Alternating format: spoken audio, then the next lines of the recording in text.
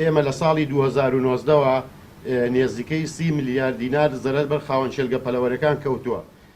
بێپلانی حکوومەت یاریەم زیانێکی زۆری لا چین و توێژە جیاوازەکان داوە وەک خۆیان باسییان کرد بەهۆی بێپلانی حکوومەت و بەدەمەوە نەهاتنی بۆ کێشەکانیان لە ماوەی 1 ساڵدا 30 میلیارد دینار زیان بە خاوەن کێڵگە پەلەوەرەکان گەشتووە.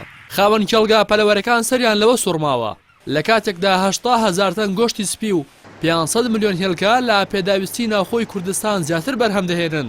بۆچی بازاڕەکانی کوردستان لە هێلکە و مریشکی تورکی و ئێرانی جمەیان دێت؟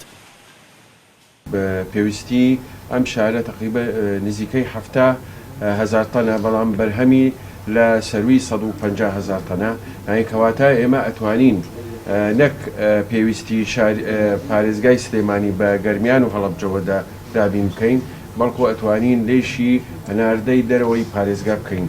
جگە لە مریشک ئێمە هێلکەش بەرهەمانەیە دیارە بەرهەمی هێلکەمان نزیکەی ملیارێک و 250 میلیۆن هێلکەی لە ساڵێکە. ئێمە خۆمان پێویستیمان بە 850 میلیۆنە کەواتە نزیکەی 500 میلیۆن ئێمە لە پێویستی خۆمان زیاتر هەیە.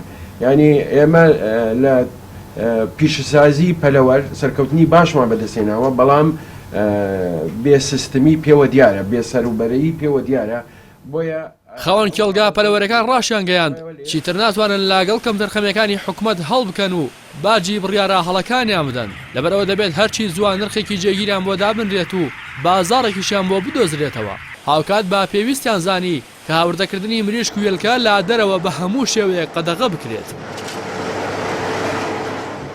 نرخ خۆ دەزانی ماوەیەک لەمە پێش زۆر داوەزی بوو خاوەن چێلگە پەلەوەرەکانیش ئامادە نین و تەحاملی زەرەدی لەوە زیاتریش ناکەن. ئێمە لە هەرێمی کوردستان بەروبوومی ناوخۆوە تا مریشکی سپی لە 100 تا 100 هیچ گومانێکی تیانە زیادە بەڵام ئەم کەرتە ڕێخستنەوەیەکێوێ هاوکارێکی حکوومەتی هەرێمی کوردستانەوە هاوکاری نەک بە پارە حکوومەتی هەرێمی کوردستان ئەتوانێت بە پلانێکی جوان و تۆکمە بێ ئەم کەرتە ڕێخاتەوە ئێمە ئەو کاتە ئەتوانین هەناردەی دەرەوەشی بکەین.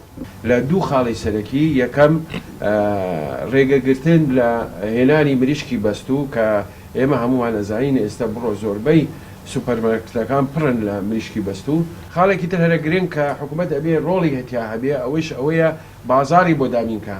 ئێستا ئێمە هەستەکەین